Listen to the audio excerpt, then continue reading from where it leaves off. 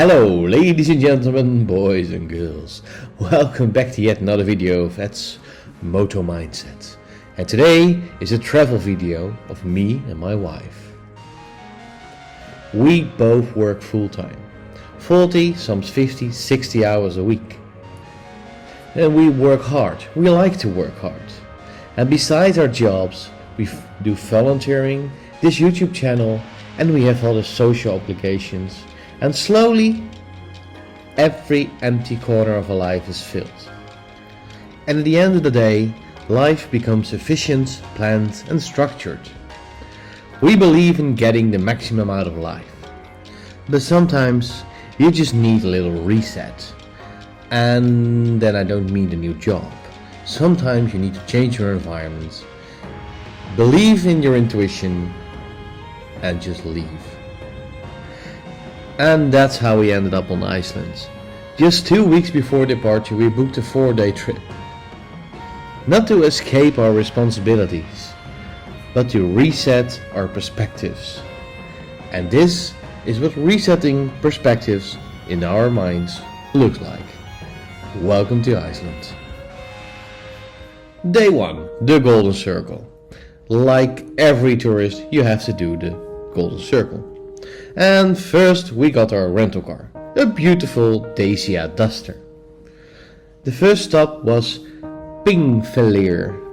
Sorry if I mispronounce for every Icelander in here. This is one of the very few places on earth where you can literally see the tectonic plates boundary. The North American and European plates move apart here roughly 2 centimeters a year. That sounds slow, but over a lifetime the planet keeps pulling itself apart.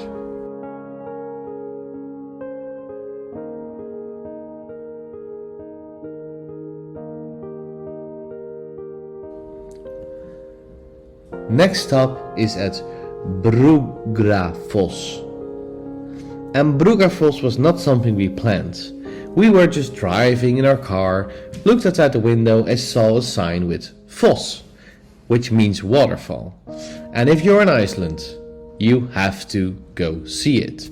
Every corner there might be a sign with Foss. So we turned left and took a look.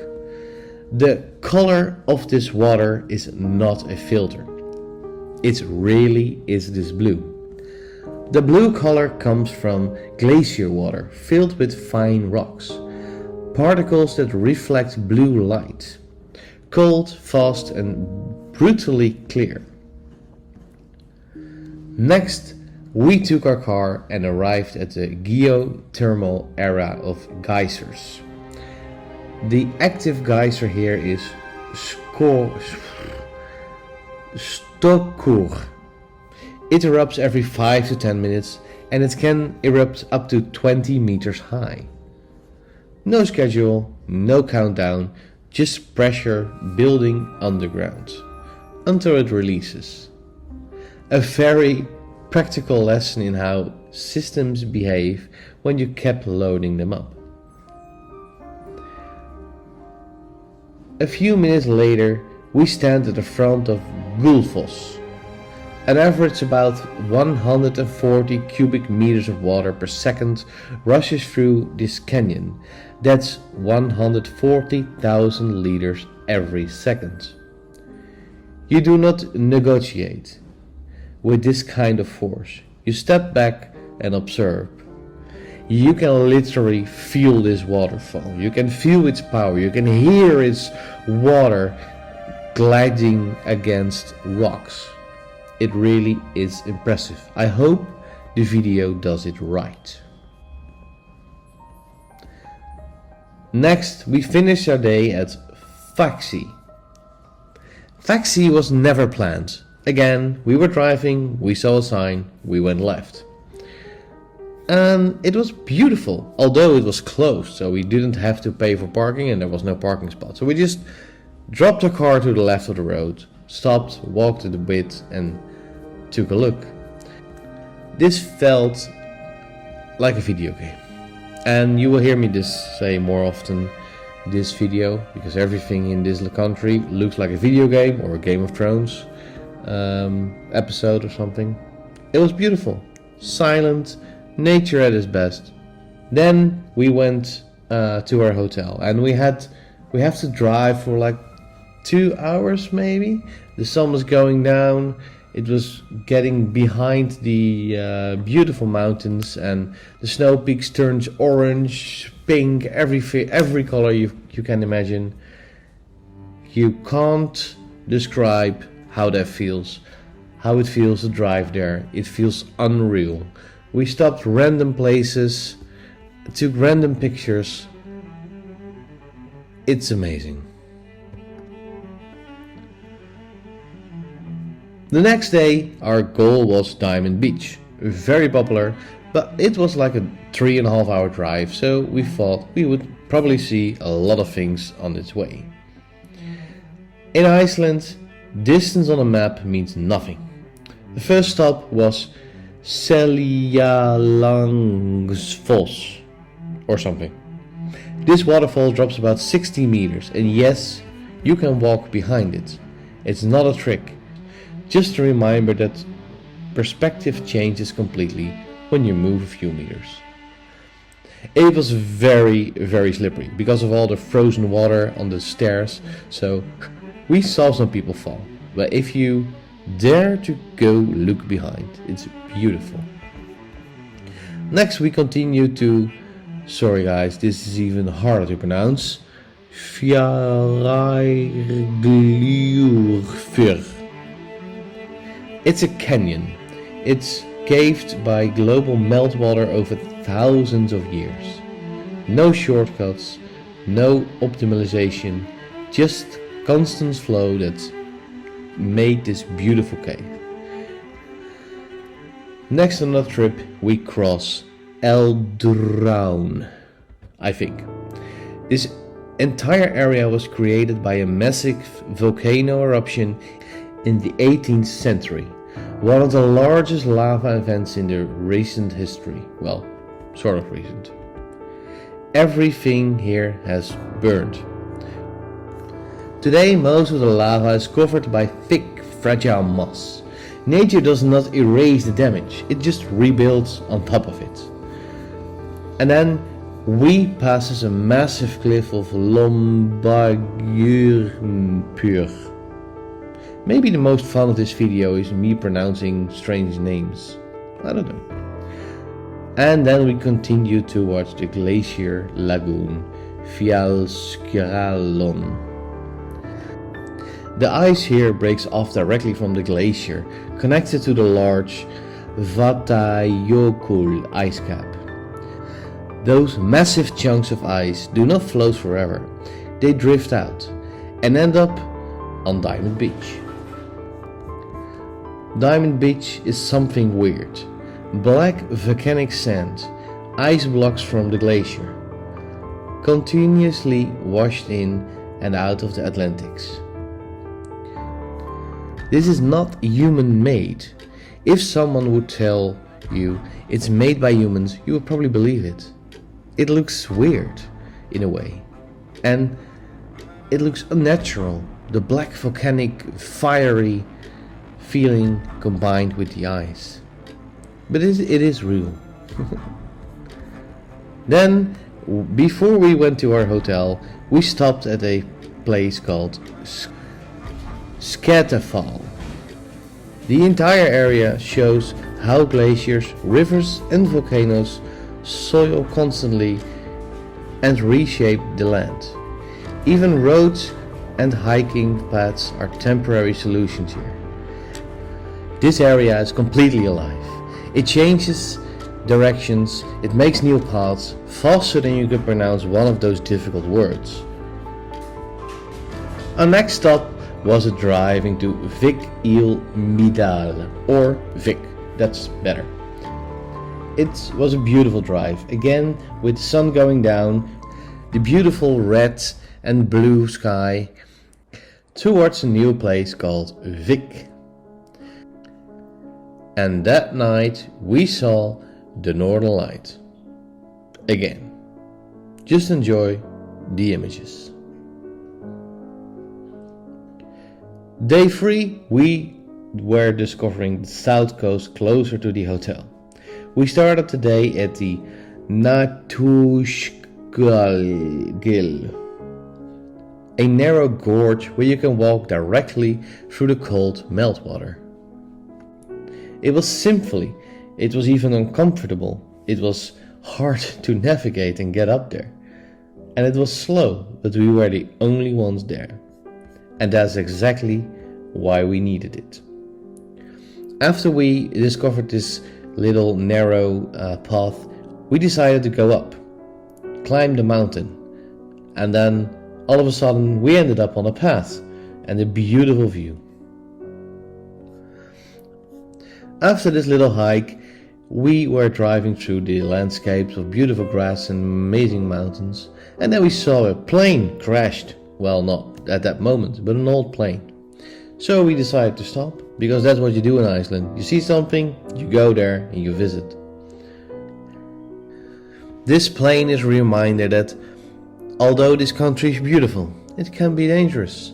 There are snowstorms and harsh winds and extreme temperatures, and this plane is a victim of one of those. And then we reach Skógafoss, one of the more touristy places, about 60 meters high and roughly 25 meters wide. On a sunny day, those constant sprays create permanent rainbows. No magic, no editing, just nature at its most beautiful. And then we got treated like gods. We went to Dyrhólaey, which is this beautiful rock near the coast, watching over Vik and the sea and the beautiful landscape around you. Driving up there is like you're in a video game. It's unreal. I'm very sure some parts are built in Elden Ring and stuff like that. You can't capture its beauty on camera. You just have to see it.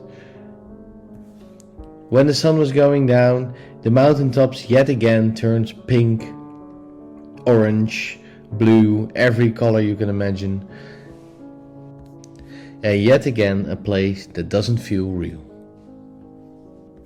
As you can see in all images we got, we are very lucky. We went here in winter and we only had a little bit of snow and the rest all sun. And this evening we got even the bonus, the jackpot, maximum luck. I should have bought a lottery ticket that night, but yet again the sky opened green and we had amazing auroras. I hope you can see it on camera, but here it is, the auroras of day 3.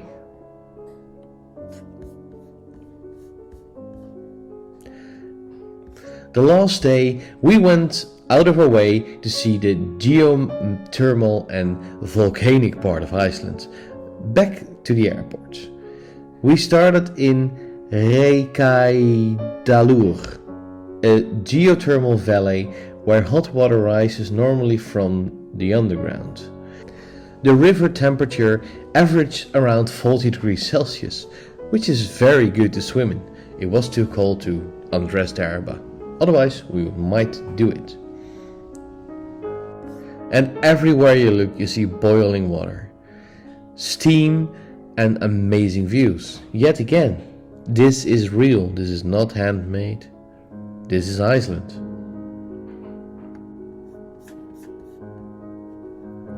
And then we went to Seltún.